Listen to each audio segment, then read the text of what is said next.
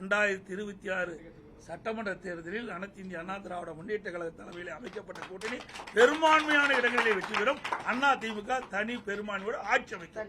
நன்றி, வணக்கம். அதாவது நாங்களாம் நீங்க தான் தவறான செய்தி வெளியிட்டு இது ஊடக நபர்களும் பத்திரிகைகளும் இந்த நேரத்தில் கேட்கிறேன். அனைத்து இந்திய அண்ணா திராவிட முன்னேற்ற கழகம் தாவேகாவோட கூட்டணி நாங்கள் பேச்சுவார்த்தை இதுவரைக்கும் நடத்தல. அதே மாதிரி தாவேகா அண்ணா திமுக கட்சியோட கூட்டணி பேச்சுவார்த்தை நடத்தல. நீங்களா ஒரு யோகத்தை பண்ணிக்கிட்டு, நீங்களா ஒரு கற்பனை பண்ணிக்கிட்டு நீங்க செய்தி வெளியிட்டீங்களா, பொறுப்பு நாங்கள் அல்ல. அதோட ஒரு இடத்துல இன்றைக்கு 2-3 இடத்துல பார்த்தோம். கரூர் சம்பவத்துக்கு பிறகு 2-3 இடத்துல இன்றைக்கு தாவேகா கட்சி சேர்ந்த அந்த தொண்டர்கள் எங்க கூட்டத்தில் கொடி பிடிச்சாங்க. அப்ப நம்ம ஆரவாரமா இருந்தாங்க. குமராவளையம் சட்டமன்ற தொகுதியில் இருந்த எழுச்சி பயணம் போட்டு அப்பொழுது சொன்னேன், தொண்டர்கள் அங்கே பிள்ளையார் சொல்லி போட்டுட்டான்னு சொன்னேன். அதை நீங்க பெருசா பேசிக்கிட்டே இருக்கிறீங்க. ஆக அவர்கள் அவர்களுடைய கட்சி கொடி தான் காட்டினாங்க. நல்லா புரிஞ்சுங்க, வேற கட்சி கொடி காட்டல.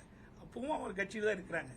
ஆக அந்தந்த கட்சி தலைவர் எடுக்கிற முடிவுதான ஒழிய நாங்கள் இதுவரை நாங்களும் அவரோடு பேச்சுவார்த்தை நடத்தலை, தாவாக்கோட பேச்சுவார்த்தை, தாவாக்கா கட்சியும் அண்ணா திமுக பேச்சுவார்த்தை நடத்தவில்லை என்பதை நேரத்தில் தெரிவிச்சு.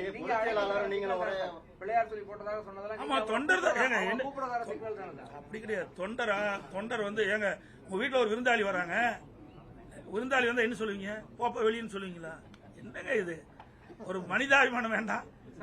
ஒரு கட்சியில் இருக்கிற ஒரு தொண்டை எங்க கூட்டத்தில் கலந்துட்டு கொடியாட்டுறாங்க.